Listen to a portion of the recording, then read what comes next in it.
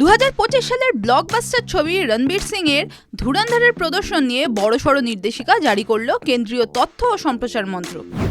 মন্ত্রকের নির্দেশে ছবির বেশ কিছু সংলাপ এবং শব্দে পরিবর্তন আনা হয়েছে।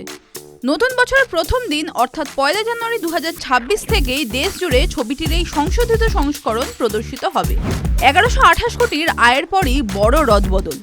মুক্তির মাত্র 27 দিনেই বিশ্বজুড়ে 1128 কোটি টাকা আয় করে বক্স অফিসে ইতিহাস গড়েছে ধুরন্ধর।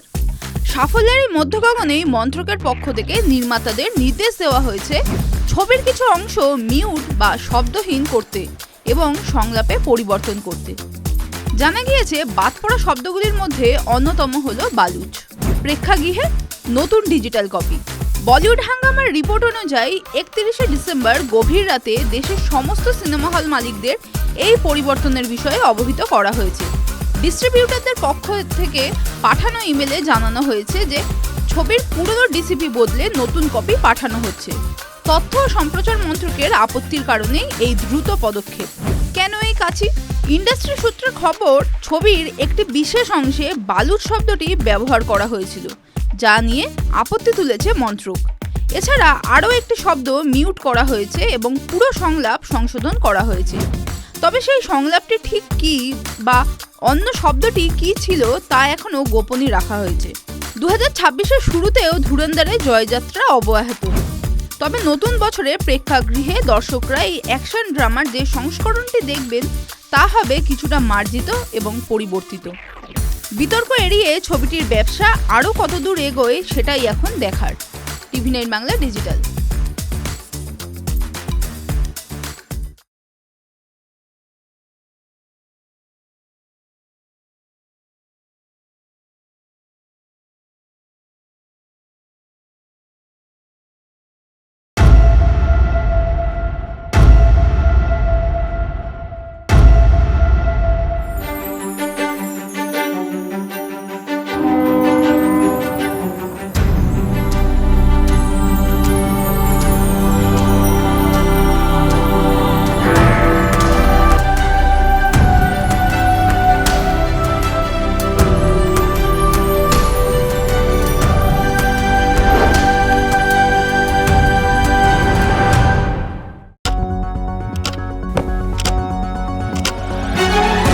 রাজনীতি শুধুই কি রাজার নীতি?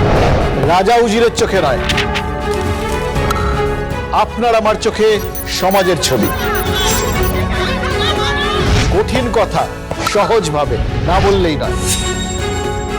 বললেই নয়। প্রতিদিন রাত 9টায় TV9 বাংলায়। TV9 বাংলা না দেখলেই নয়।